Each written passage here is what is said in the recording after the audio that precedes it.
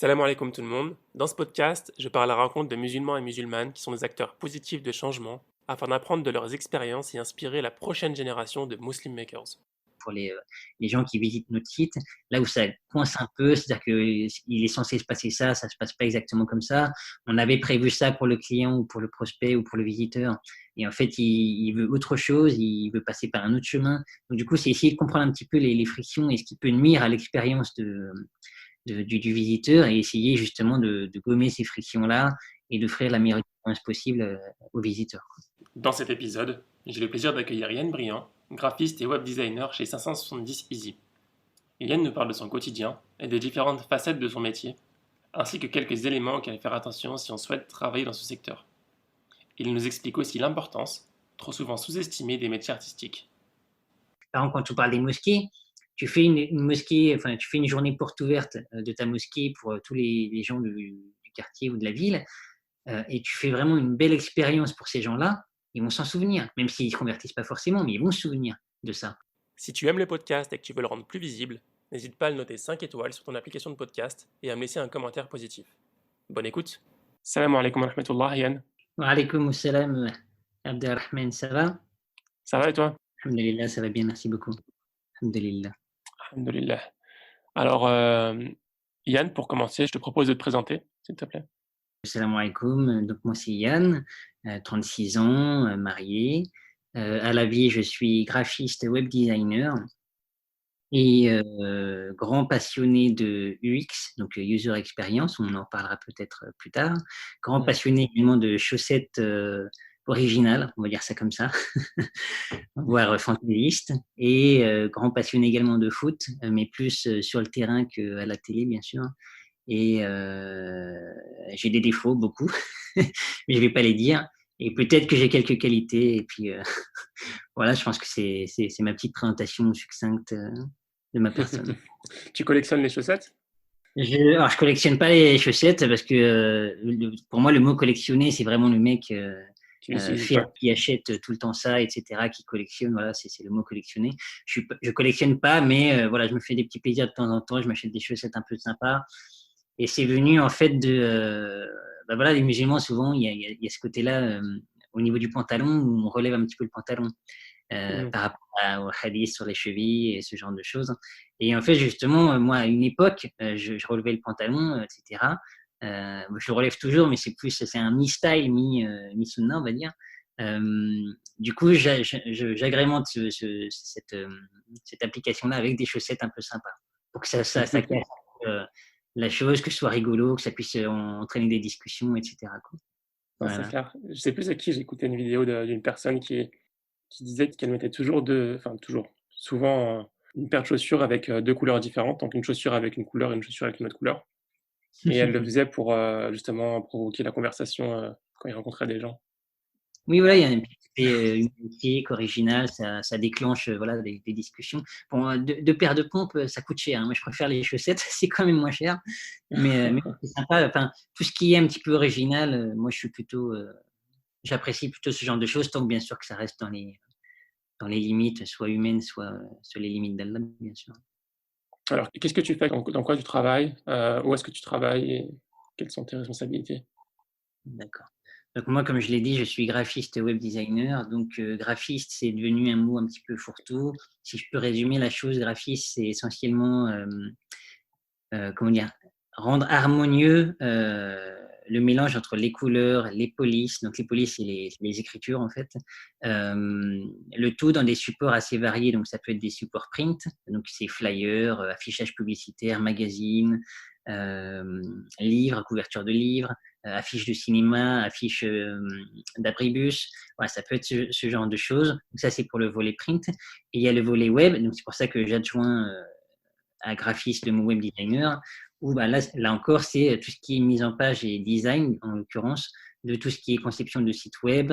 Ça peut aller plus loin dans aussi la fabrication de médias pour des réseaux sociaux, pour des supports de streaming, des choses comme ça. Donc voilà, c'est tout ce qui est l'art et la manière, entre guillemets, de manier les couleurs, les formes, les polices, les illustrations aussi, les images type photo.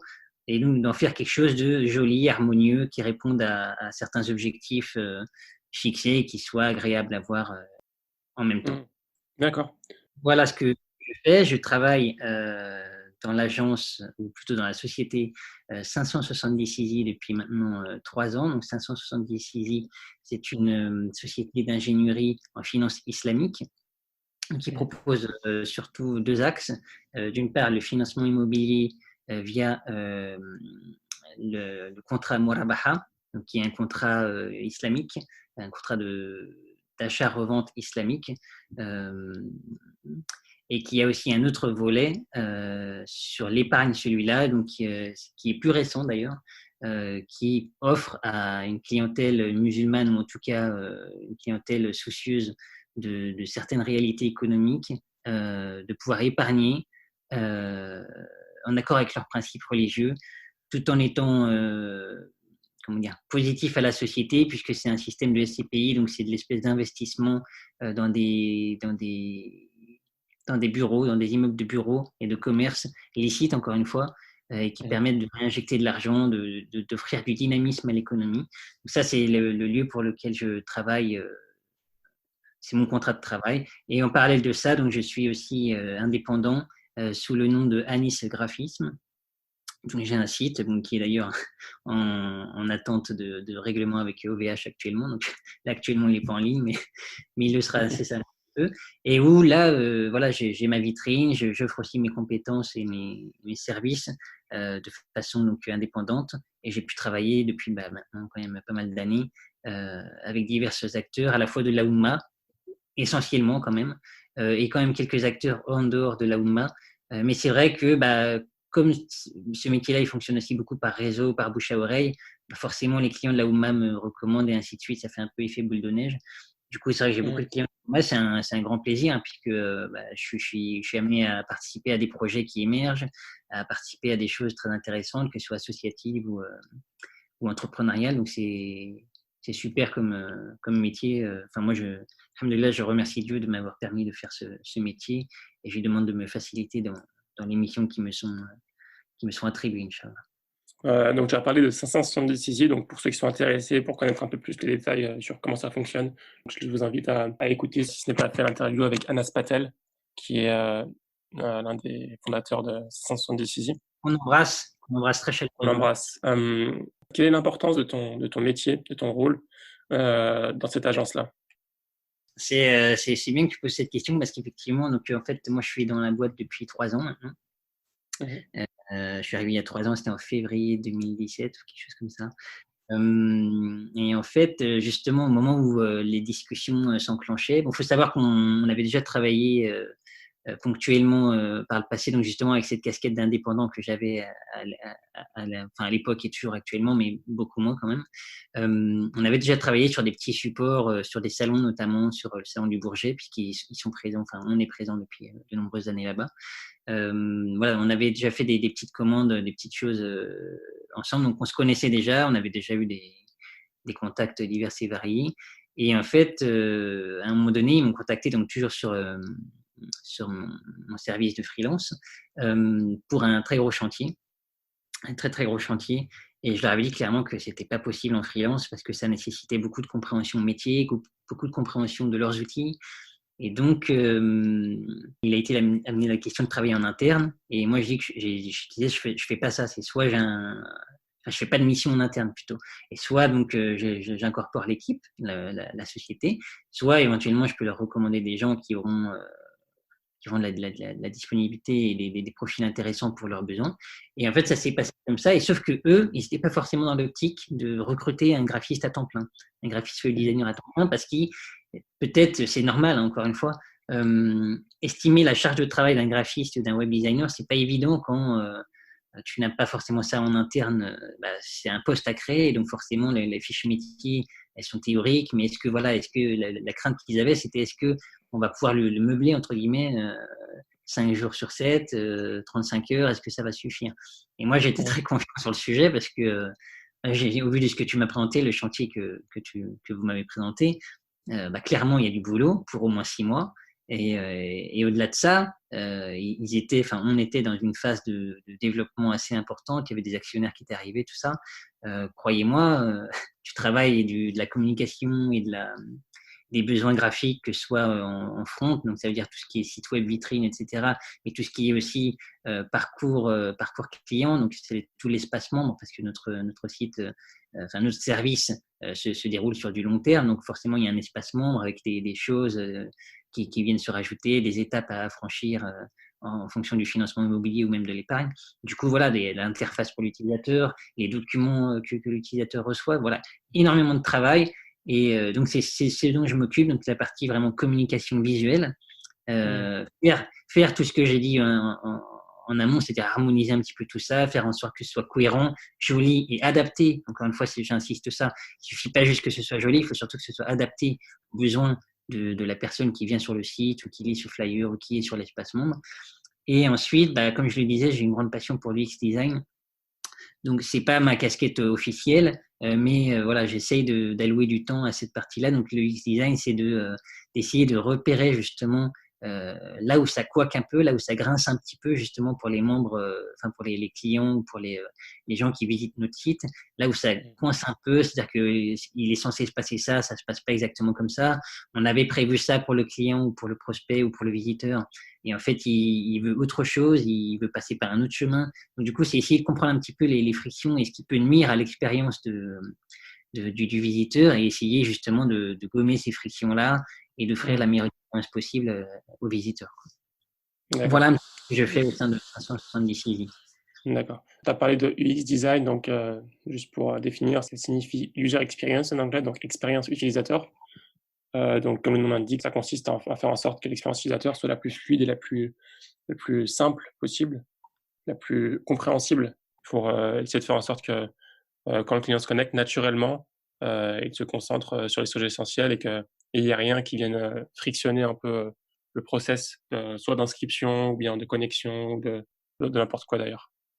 C'est exactement ça, tu as tout à fait résumé. Puis, de toute façon, tu es dans le métier, hein, donc on sent que tu as au moins des connaissances théoriques sur le sujet. C'est exactement ça, user experience. C'est vrai que c'est quelque chose qui vient essentiellement de l'ère numérique. Donc, on l'a dit, là, avec des espaces membres, des applications, essayer de fluidifier au maximum justement ces histoires de parcours.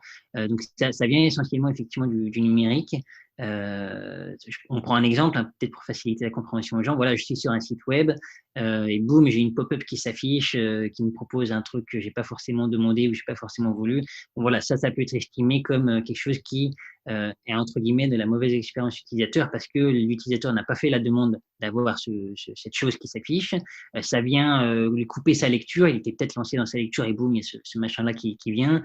Le bouton pour squeezer la pop-up, il est mis en tout petit, je ne sais où, machin, c'est galère. Sur mobile, ça peut l'être encore plus. Voilà, tout ça, voilà, ça c'est un exemple typique de pratique qui, après, c'est tout un chacun relatif et subjectif, mais voilà, moi typiquement, c'est quelque chose qui pourrait m'agacer. Une fois, ok, allez, on passe, parce qu'on sait que certains ont besoin de ça pour vivre, mais voilà, c'est un exemple assez parlant et assez commun de ce que peut être une expérience utilisateur un petit peu tronquée. Et donc voilà, il y a beaucoup de normes qui ont été faites pour ces choses-là. Donc encore une fois, je disais, c'est beaucoup du numérique, mais c'est aussi beaucoup, en fait, l'UX, on dit user experience, en fait, on parle d'humain.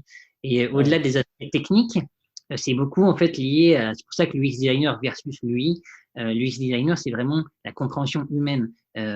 Ça peut être les gens qui sont UX aujourd'hui, ils viennent généralement de psychologie, de sociologie. En tout cas, ils ont des appétences pour ce type d'univers et sur l'empathie, sur la compréhension des tendances humaines, des réactions humaines. Oui, on fait jouer les couleurs, les contrastes. Exactement. La psychologie des couleurs, la psychologie des devices. Donc, un mobile, voilà, beaucoup de gens sont droitiers, mais tiens, pour les gauchers, comment on positionne les choses? Voilà, il y a ce type de choses. On sait que les ciseaux, par exemple, pour les gauchers, il y a eu des choses qui ont été créées pour eux, les stylos, l'écriture plutôt pour les gauchers, on sait qu'ils se tachent la main. Bon, voilà, il y a beaucoup de choses comme ça qui font partie de l'humain, et que justement le numérique essaye de plus en plus de prendre en compte. Là, on est sur une plateforme de podcast essentiellement dédiée aux musulmans également. Voilà, un site en arabe, lecture de droite à gauche, ça pose aussi beaucoup de questionnements sur l'UX justement. Imaginons qu'on a un site multilingue, donc dans 90% des langues, ce sera classique, ce sera de gauche à droite. Boum, il y a l'option site en arabe, donc c'est le même site. Et là, tout d'un coup, ça bouscule énormément les choses. Et donc voilà, le designer, c'est penser à ça, penser à tous les cas de figure, penser à tout ça. Donc c'est un métier qui me plaît énormément parce que ça touche à l'humain, ça touche aux émotions. Et encore une fois, c'est pas dédié au numérique. Je prends souvent l'exemple de la mosquée. Tu étais au courant, Abdelrahman. C'est un exemple qui est très parlant pour moi. Alors, je vais parler surtout des mosquées de France, mais par exemple, il y a 3 types de mosquées. Je vais voir la mosquée où quand je vais là-bas, il n'y a pas assez de place il n'y a pas assez de casiers pour les pompes et on est obligé de mettre les pompes par terre et les gens marchent sur les pompes pour accéder à la salle de prière ou ce genre de choses. C'est souvent le cas lors des Jumu'ahs. Voilà, donc ça, bon, bah voilà, mosquée avec une expérience utilisateur, peut-être moyenne, hein, peut-être mes pompes, j'ai pas pu les ranger, je les ai mises quelque part, et puis quand je reviens, il y a une montagne de pompes dessus, tout le monde a marché sur mes pompes, ça peut être un peu embêtant. En général, on ne va pas avec ses pompes neuves dans ce genre de mosquée. Ouais. Du coup, il y a la mosquée où il y a assez de casiers pour les pompes. Bon, ça, c'est ce que moi j'estime être normal. Il y a le Jumu'ah, il y a un certain nombre de musulmans dans la ville. Bon, ils doivent avoir des casiers pour tout le monde. Et il y a la mosquée qui, en plus, là, voilà, c'est là que je parle vraiment de l'expérience positive et d'expérience où les gens pensent au-delà même du besoin, vraiment pensent au confort de l'utilisateur. C'est j'arrive à la mosquée, il y a assez de casiers, c'est super. Et en plus, sur les casiers, il y a des petits numéros et je mets mes pompes dans le casier numéro 18. Et quand je vais faire salade, moi ou autre, et que ensuite il y a tout l'attroupement qui se fait pour récupérer les pompes ou quoi, je sais où sont mes pompes et je passe pas 3 heures entre un agglutinement de personnes à chercher où est-ce que je les avais mis déjà. Est-ce que c'est mes pompes? Ah non, ça c'est du 42, c'est pas ma pointure, donc c'est pas à moi. Bref, voilà, c'est des mosquées qui poussent la chose plus loin. Et là, forcément, cette mosquée, je m'en souviens. Et c'est ça l'expérience utilisateur, c'est quand on se souvient de quelque chose, d'une expérience. Et la réaction en général, c'est Masha'Allah. Exactement.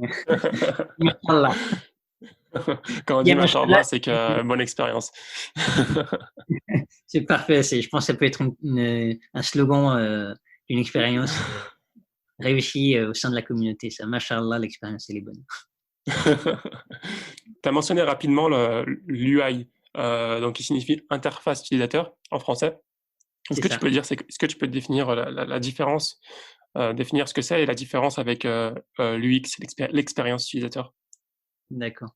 En fait, c'est ce que je disais un petit peu au début, le métier de graphiste, c'est devenu un peu un fourre-tout. Il y a beaucoup de mots pour dire en fait pas la même chose. Il y a des petites nuances, mais en gros, euh, un graphiste peut faire du web design, peut faire du print, peut faire des choses comme ça. Maintenant, on a dit web design parce que j'ai l'impression qu'il y a la mode LinkedIn où il faut ajouter plein de compétences et plein de machins et des noms en anglais dans tous les sens.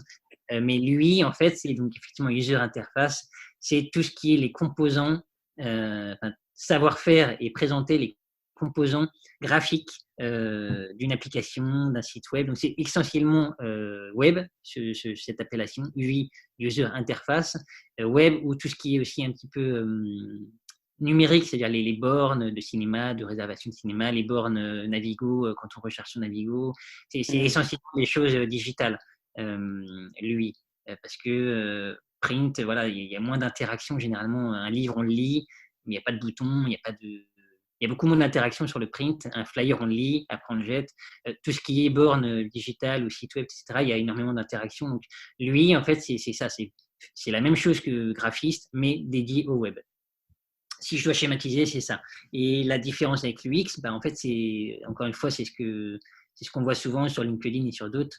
On dit UX, UI design ou UX, UI designer, sauf que c'est deux métiers distincts qui font pas appel aux mêmes compétences, mais qui sont ultra complémentaires. Lui va se concentrer sur la partie graphique en ayant effectivement des notions d'UX parce qu'il sait qu'un client, enfin plutôt un visiteur sur un site web, il va commencer par le coin en haut à gauche parce que c'est le sens logique de lecture. Donc il a certaines notions de connaissances d'utilisateur. Mais son métier premier, ça reste de rendre les choses harmonieuses graphiquement, visuellement, qu'il y ait une charte graphique, que l'univers soit cohérent et joli en fonction, encore une fois, de la cible. Si on parle de produits de luxe, voilà, il y a certains codes graphiques. Si on parle de produits, je sais pas moi, entre guillemets, start-up, un petit peu jeune, dynamique, voilà, il y a aussi des codes un petit peu qu'on voit de plus en plus depuis quelques années. Les startups, c'est souvent très frais, très coloré, un petit peu l'esprit pop, etc.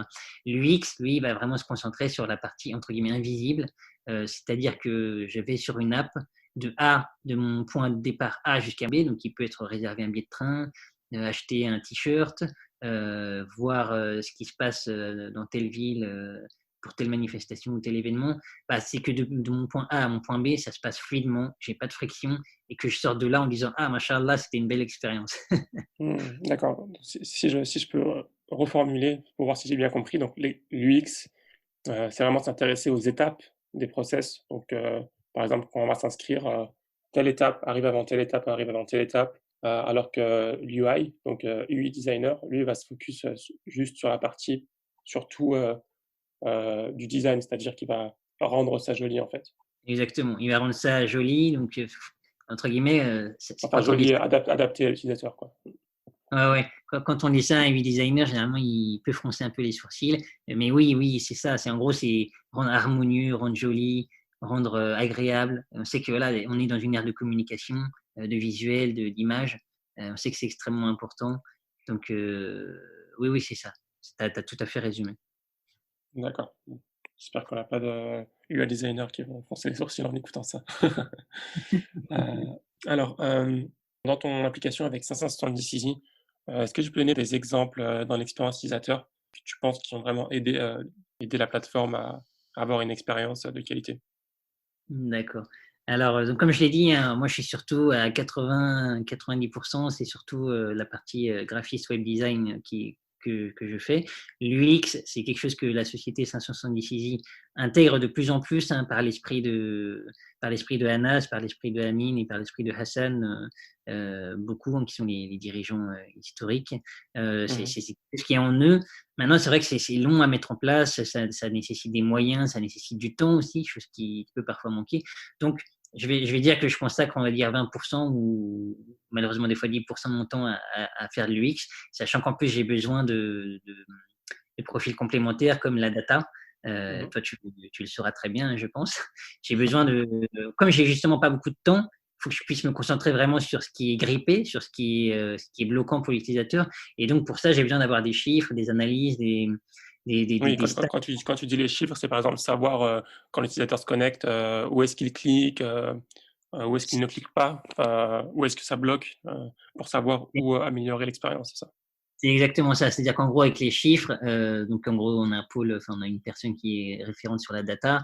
Voilà, on va dire qu'il y a un scénario qu'on avait défini. L'utilisateur A, enfin l'utilisateur plutôt doit se rendre d'un point A à un point D. Et donc, il y a des étapes A, B, C, D. Donc, A se passe très bien. Donc, 100% des utilisateurs commence par le scénario. B, ben voilà, on voit que 90% des gens ont compris ce qu'on avait espéré d'eux et sont bien allés là. C, boum, grosse perte, les gens ne suivent pas, ils vont pas de B à C, on perd 80% du trafic par exemple. Et Mmh. donc là, effectivement, il y a un gros point de soit nous, on a mal pensé la chose, soit les clients attendent autre chose. Donc là, il s'agit d'essayer de comprendre. Il y a une image qui illustre parfaitement ce type de choses, qui est plus parlante visuellement qu'à l'oral, mais je vais essayer d'expliquer. En gros, il y a un mec de l'urbanisme qui a fait un chemin piéton, un chemin Mmh. piétonnier, quoi. Et en fait, il a dit, bon, bah, les gens vont passer par là, et donc on va mettre du goudron et faire le trottoir par là, et les gens passeront là. Et sauf qu'à côté, il y a de l'herbe, il y a une espèce d'espace vert ou quoi. Et on voit en fait qu'avec le temps, ben, les gens en fait ils coupent par l'espace vert et on voit il y a entre guillemets avec le temps le chemin dans l'espace vert qui s'est creusé. Donc on voit entre guillemets la terre et un sillon en fait qui est creusé par le passage des gens. Et en fait on voit là justement c'est ça la différence entre ce qu'a pu penser l'urbaniste et ce que font réellement les gens. Ben, il y a un gap, il y a une différence. Et donc Mmh. typiquement pour prendre un exemple avec 570 Easy, d'une chose qui a été, je pense, le début de. Parce que les dirigeants, le dirigeant et l'équipe marketing sont très conscients de l'importance de l'UX, mais c'est pas forcément toujours facile à expliquer aux autres métiers, aux autres pôles, parce que encore une fois, c'est des choses assez nouvelles, c'est pas forcément ultra, comment dire, tangible à montrer. Et donc là, il y avait un problème sur le formulaire d'inscription en fait du site web 570 Easy. sur le code postal. Je ne vais pas rentrer trop dans le détail, mais en gros, pour renseigner le code postal de quelqu'un qui veut créer son compte, il y avait vraiment beaucoup de perditions sur ce champ de formulaire, sur cette étape-là, et des gens qui devaient repasser plusieurs fois sur ce champ de formulaire pour rentrer correctement leur code postal. Et on voit aussi qu'il y en avait beaucoup qui partaient parce qu'ils en avaient marre au bout de la troisième ou quatrième fois de rentrer le code postal et ça n'avait pas l'air de valider leur inscription.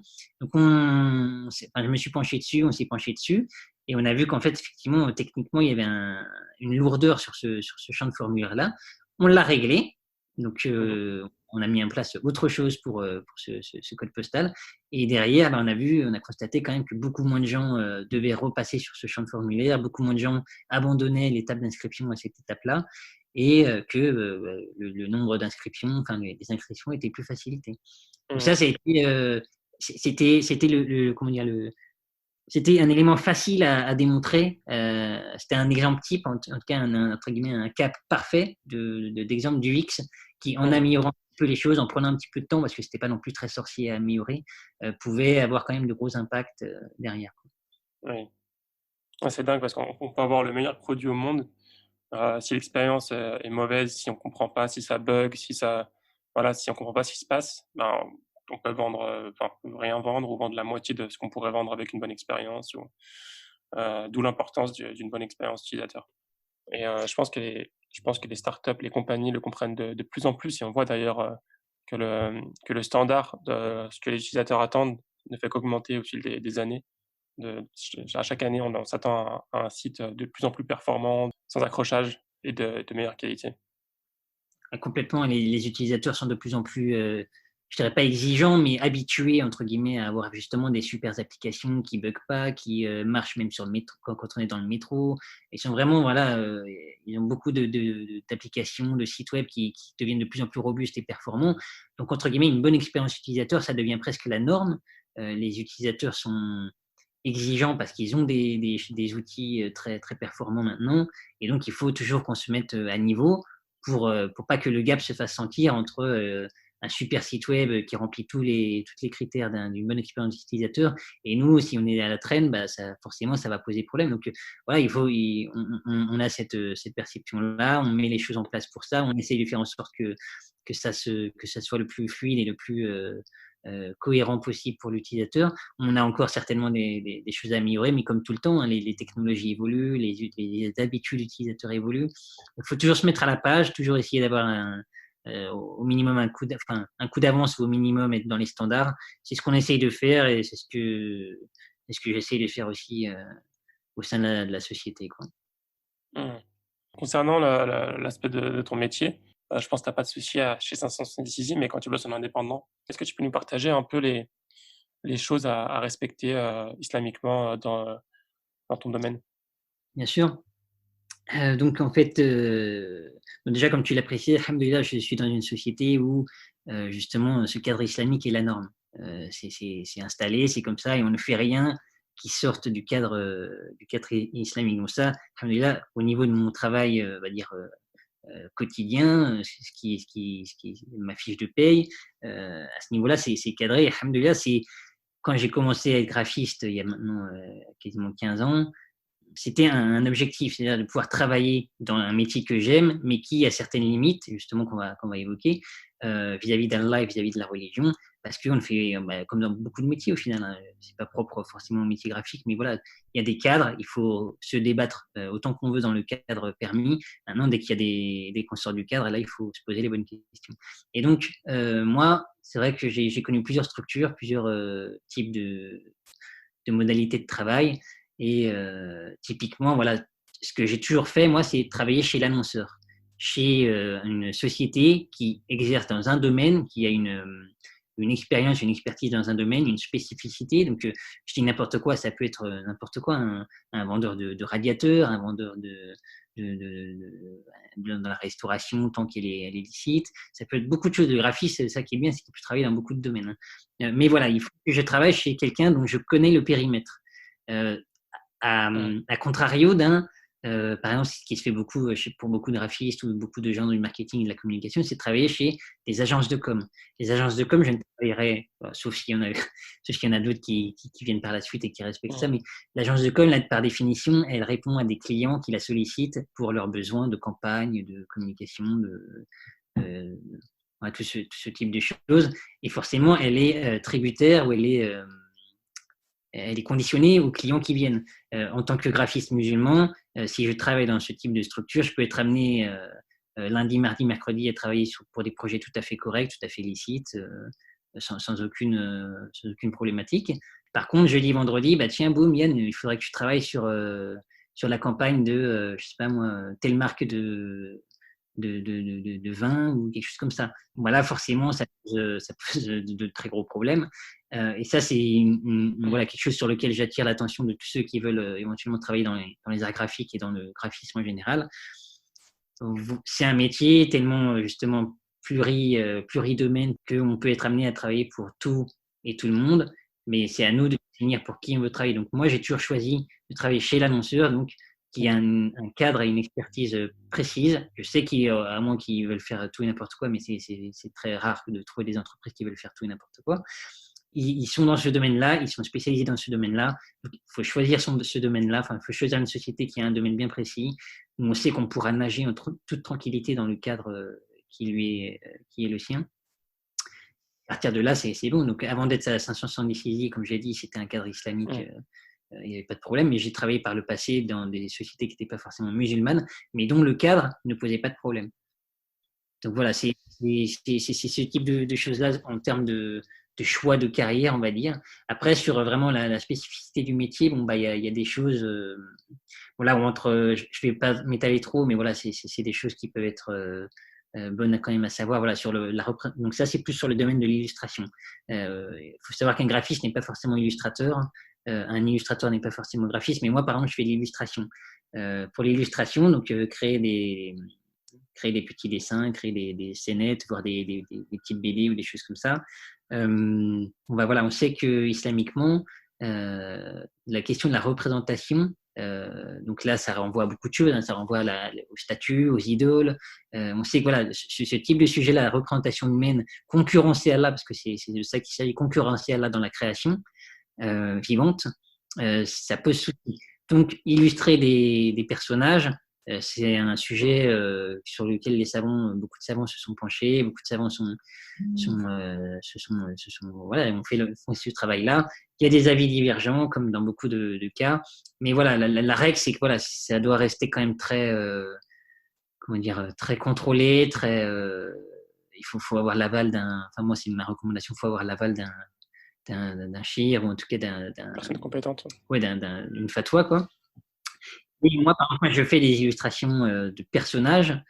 Je fais le strict minimum pour qu'on reconnaisse que c'est un bonhomme, mais ça s'arrête là. Et donc là, je prends effectivement l'exemple des histoires lumineuses, où un bonhomme se résume à un rond pour la tête, un demi-rond pour le corps, et le reste, ça va être un chapeau, une barbe, et c'est tout. Mais voilà, il n'y a pas d'œil, il n'y a pas de bras, il n'y a pas de pied, il n'y a pas voilà, il n'y a pas de tout ça, quoi. Donc les histoires lumineuses, pour expliquer, c'est un projet sur lequel tu as travaillé il y a quelques années avec ton épouse, qui consiste à différentes histoires en fait. Tu en as fait 5, je crois. Je pense que tu peux définir mieux que moi.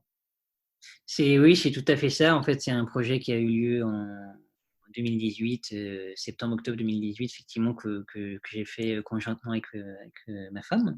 Et en fait, ça partait d'un constat, c'était que moi, j'aime bien l'histoire. Et encore une fois, je suis pas comme le côté collectionneur, je ne suis pas un fanat de l'histoire dans le sens où j'achète tout le temps des trucs d'histoire, mais j'aime beaucoup l'histoire et je sais, entre guillemets, l'intérêt et l'utilité de l'histoire justement pour la transmission, pour l'expérience, pour les générations futures, pour ne pas refaire les mêmes erreurs. Enfin voilà, il y a beaucoup de leçons, encore une fois, c'est un truc qu'on dit souvent, beaucoup de leçons à tirer du passé, de l'histoire.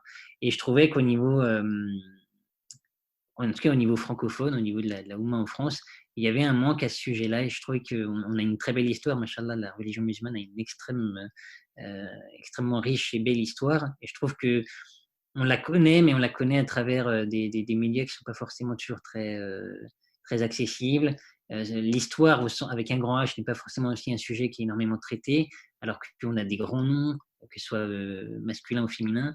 Et voilà, on trouvait qu'il y avait un manque à ce sujet-là. On connaît peu notre histoire musulmane, on connaît peu on va connaître les grandes stars, on va connaître bien sûr les prophètes, le prophète sallallahu alayhi wa sallam, bien sûr, on va connaître quelques compagnons, mais après les compagnons, il s'est passé bien des choses qu'on ne connaît pas. Quand même après les générations dorées où justement on connaît quand même plus ou moins tous ces personnages-là, il s'est passé quand même des siècles et des siècles. Il y a eu des grands personnages qui n'ont pas de statut de compagnon, qui n'ont pas de statut de choses là. Il y a eu des savants, il y a eu des héros entre guillemets guerriers, il y a eu des choses comme ça. Et donc on s'est dit, ben, ce serait quand même bien de faire quand même un focus sur des personnages qui ont compté, mais dont on n'a pas beaucoup de sources, dont on n'a pas beaucoup de livres, parce que c'est pas forcément très vendeur, parce que c'est pas forcément, ouais, encore une fois, c'est peut-être pas très vendeur, tout simplement. Et donc on s'est dit, on va faire ce média-là, donc qui est les histoires lumineuses. Donc je vais faire une petite parenthèse parce que, comme je le disais, sur la représentation humaine, j'ai souvent été bloqué. C'est un projet qu'on avait de longue date, et je vais faire une parenthèse et faire aussi une petite, je sais pas si c'est permis, hein, petite promotion. Il faut rendre, moi je dis toujours, il faut rendre à César ce qui appartient à César. Et en fait, ce projet-là, comme je l'ai dit, j'avais souvent envie de faire ça, mais j'étais limité par comment faire de l'animation. Déjà, je n'avais pas forcément ces compétences-là à l'époque. Et ensuite, la représentation humaine, parce que forcément, si on parle de personnages historiques, bah, faut bien les représenter d'une manière ou d'une autre.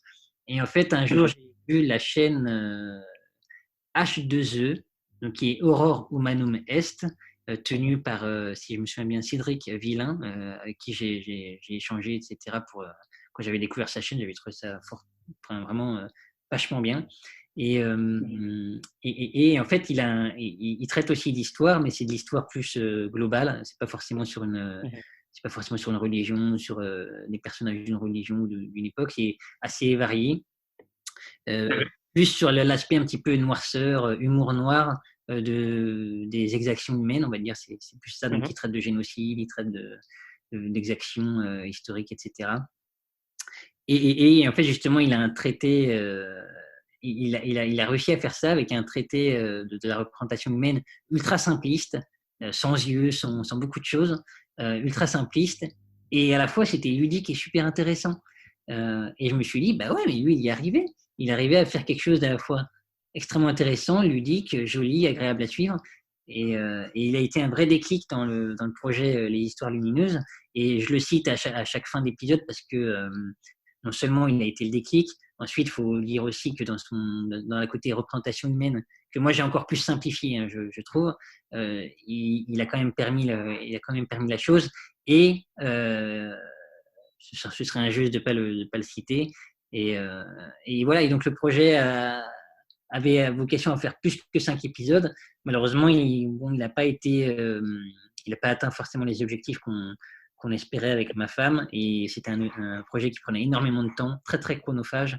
Et les retours, le ratio effort-retour était très déséquilibré. Il manquait aussi beaucoup de chaleur humaine, c'est-à-dire qu'on a voulu contacter des écoles, faire des choses dans des salons, des choses comme ça.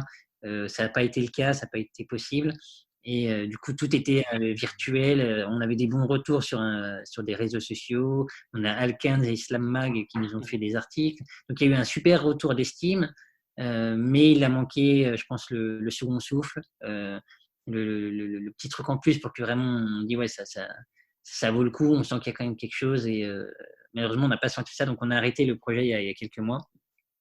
On a fait 5 épisodes dont on est très fiers. Moi, je suis très content de cette expérience parce que j'ai travaillé avec ma femme et c'est un premier projet, on va dire, professionnel avec ma femme. Je trouve qu'elle a une voix qui est vraiment géniale pour ce type d'histoire, de conte.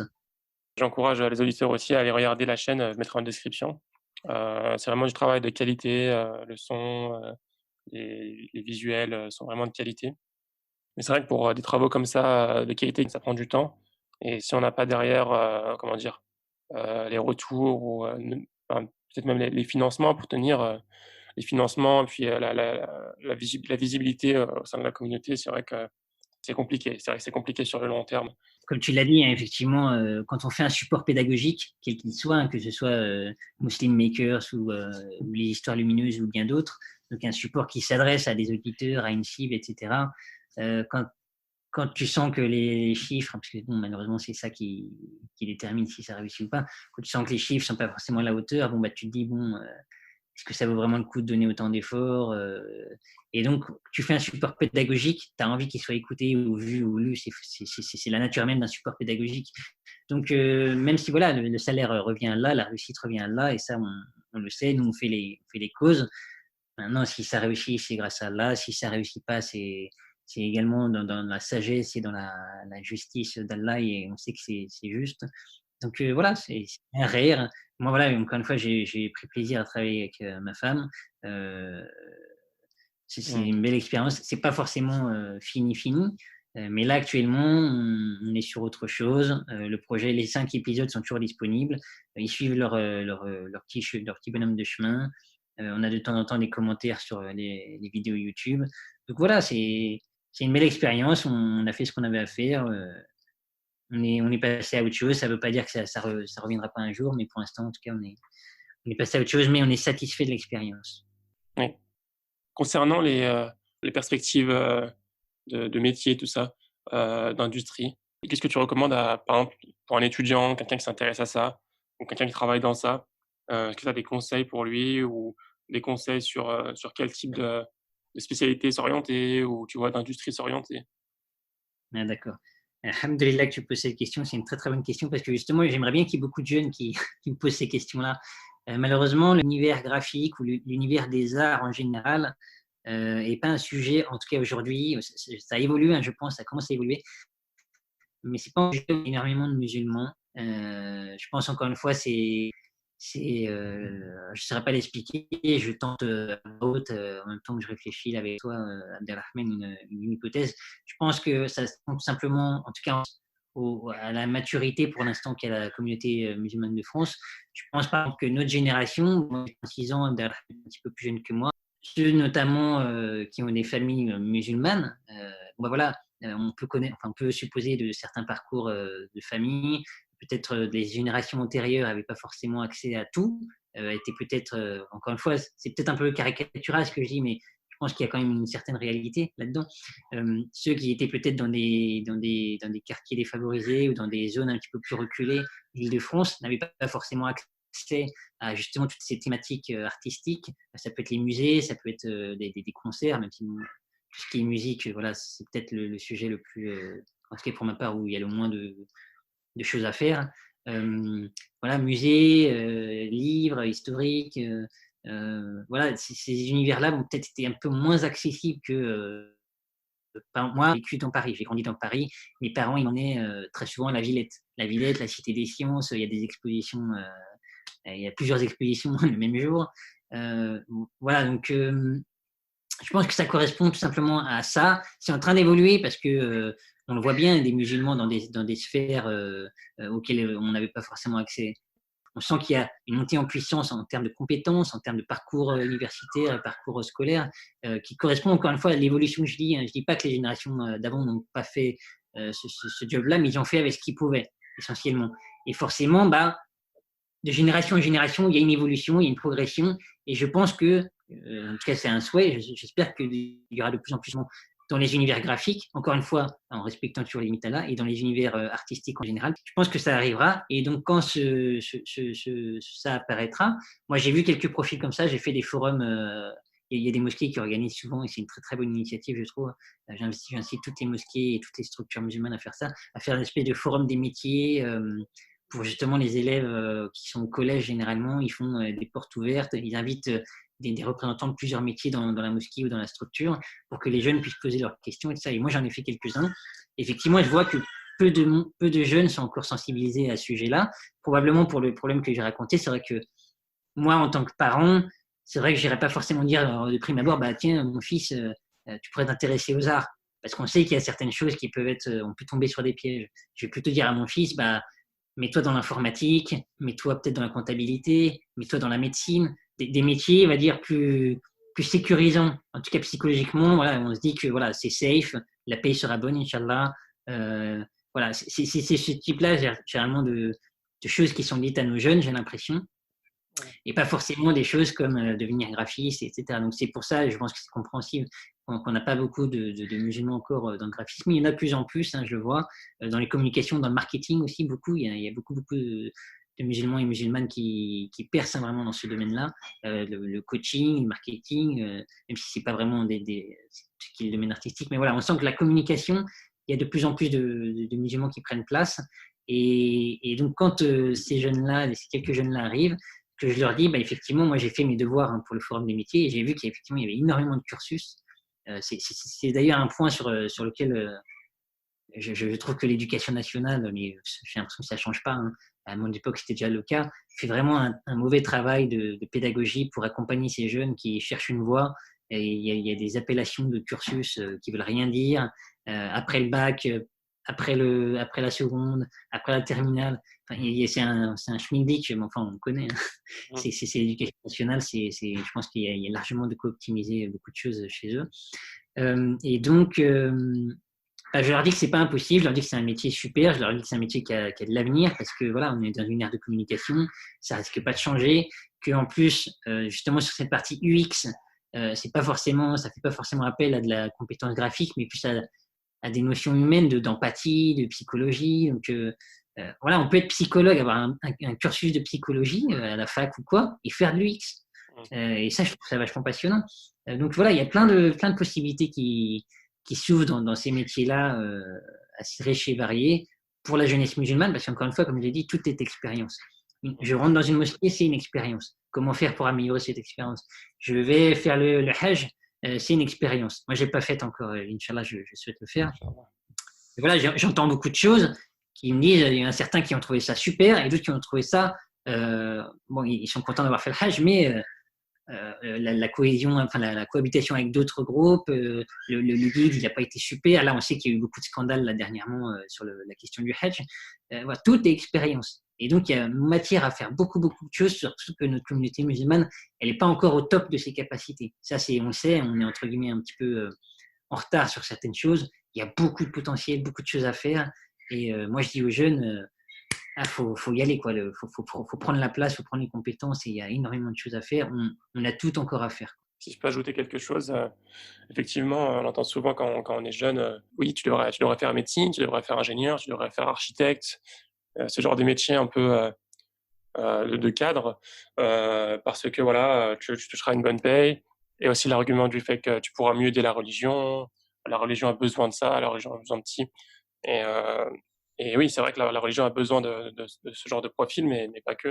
La religion a aussi besoin de, comme tu dis, de profils plus artistiques, comme l'UX designer ou bien le graphiste. Et on le voit bien d'ailleurs, on le voit bien comme tu dis, quand on va dans les mosquées, quand on va sur les sites internet des mosquées, quand on va sur les sites internet des associations, c'est souvent des sites qui sont vraiment pas jolis à voir, où l'expérience est très mauvaise. Et ça incombe aussi à la communauté musulmane de faire en sorte que l'expérience soit la meilleure possible, que ce soit pour les musulmans, les nouveaux convertis, les non-musulmans qui s'intéressent à leur religion. Les non-musulmans s'intéressent à leur religion, ils vont voir le site internet de la mosquée du coin, qu'est-ce qu'ils vont y trouver? En général, ils vont rien trouver d'intéressant. Et il y a tellement de choses à faire dessus, et c'est de plus en plus important. Et c'est clair que, bon, je pense qu'on a la sensibilisation à ce genre de métier est importante pour la communauté musulmane aussi. Tout à fait, tu as très bien résumé. En plus, nous, on est la communauté, la meilleure communauté qui soit. C'est Allah qui le dit. On a ce principe de ihsan, l'excellence. L'excellence, ça doit être dans tout. Si je suis boulanger, je suis le meilleur boulanger. Enfin, en tout cas, je souhaite être le meilleur boulanger pour Allah. Si je suis graphiste, je souhaite être le meilleur graphiste pour Allah et faire des choses qui soient utiles à la communauté, etc. Et donc, cette notion que tu disais là, effectivement, elle est importante. Il y a encore des métiers où il y a encore un manque de musulmans. On sait que ça va venir, Inch'Allah, en tout cas, c'est mon plus grand souhait. Et je pense qu'effectivement, plus on aura des musulmans dans toutes les sphères et dans tous les métiers, plus les problématiques qu'on rencontre aujourd'hui de représentation des musulmans dans les médias, d'islamophobie, tendront à se minimiser. Et en plus, au-delà de ça, seront vecteurs de darwa, puisque, bon, je ne sais pas s'il faut dire ça dans le podcast, hein, mais si tu es excellent dans ton domaine, forcément, tu es une référence. Et donc, tu peux placer quelques incitations, quelques invitations à la religion. Bon, encore une fois, il faut l'art et la manière, hein, bien sûr. Mais par exemple, quand tu parles des mosquées, tu fais une mosquée, enfin, tu fais une journée porte ouverte de ta mosquée pour tous les gens du quartier ou de la ville, et tu fais vraiment une belle expérience pour ces gens-là. Ils vont s'en souvenir, même s'ils ne se convertissent pas forcément, mais ils vont se souvenir de ça. Là, je lisais l'autre jour, pendant le confinement, il y a une église qui a prêté son église, du coup, c'est sa surface, quoi, c'est son église, pour que les musulmans puissent faire la prière du vendredi, puisque la distanciation sociale et la prière du vendredi, c'était compliqué pour la mosquée, je ne sais plus c'est laquelle. C'est à Berlin, je crois. Et en gros, ils n'avaient pas assez de place et tout ça. Et l'église de la même ville était beaucoup plus volumineuse en termes de surface. Et du coup, c'était l'église qui a dit bah, prenez notre surface, vous pourrez les 1 mètre et avoir tous vos fidèles qui sont habituellement dans votre jumu'ah, vous pourrez les avoir en un seul et même lieu. Bah, voilà, on voit toute la symbolique de la chose. Enfin, voilà, c'est tellement. Enfin, voilà, il y a des belles choses à faire. Et bon, je me perds un peu dans ce que je dis, je ne sais même plus pourquoi il disait ça. Mais voilà, une journée porte ouverte, parce que bon, prier, c'est une chose, mais voilà, une journée porte ouverte où les gens sont invités, qu'ils soient musulmans ou pas, et qui passent un bon moment, une belle journée, et qu'ils en ressortent avec vraiment, ah, c'était super cool, la kermesse ou je ne sais quoi, bah voilà, ça va avoir un impact forcément. C'est pas le médecin ou l'ingénieur qui va faire en sorte que. Enfin, il donnera ses idées, mais il ne sera pas spécialiste dans le domaine pour faire en sorte qu'on ait la meilleure expérience possible pour ces personnes. Exactement. Bah écoute, Yann, on a fait un peu le tour des questions que je voulais te poser. Est-ce que tu aurais des livres, des vidéos ou du contenu, des références qui t'ont marqué, toi, particulièrement, que tu souhaiterais conseiller à nos auditeurs? D'accord, effectivement, j'ai des sites de référence. J'ai des sites de référence quand je recherche de l'inspiration, notamment, bah, il y a Behance, donc Behance, donc qui est un site produit par Adobe et qui regroupe en fait les travaux pardon, de graphistes, d'artistes, on va dire, du monde entier, qui a regroupé ça sous sa plateforme. Et donc, on découvre des choses très, très bien, des campagnes, des affiches, enfin, c'est assez varié, c'est assez intéressant. Et donc, c'est assez éclectique et c'est très bien pour trouver de l'inspiration. Il y a Dribble aussi, donc DRIBB, enfin, tu mettras, je pense, les liens. Donc, qui est un site de référence sur lequel je vais beaucoup. Un peu moins parce qu'il est très axé à illustration. Enfin, les styles se ressemblent beaucoup. Du coup, c'est un peu moins éclectique qu'un Behance, par exemple. Mais voilà, il y a ce type de sites-là qui sont intéressants pour développer sa curiosité, développer sa fibre artistique, parce que c'est vraiment, pour le coup, très varié. Ouais. Très bien. Voilà ce que je peux conseiller. Ouais. Merci beaucoup. Si un de nos auditeurs souhaite te poser des questions, souhaite entrer en contact avec toi, où est-ce qu'on peut te suivre, te joindre? Donc, j'ai mon site, anicegraphisme.com. Donc, même si là, je vais régler le problème avec OVH. Là, il est pas en ligne, mais je vais le régler d'ici peu. Donc, là, c'est www.anicegraphisme.com. Il y a une partie contact où éventuellement les gens peuvent me laisser un message. Et sinon, j'ai plus de réseau social dédié à anigraphisme, parce que j'essaie de sortir un peu des réseaux sociaux sur cette partie-là. Donc, non, c'est uniquement via mon site. D'accord. Ou mon LinkedIn. LinkedIn, oui. Ok. Très bien. Écoute, Anis, je te remercie beaucoup pour ton partage. Tu es la première personne, je pense, avec laquelle je parle de toutes ces problématiques de design.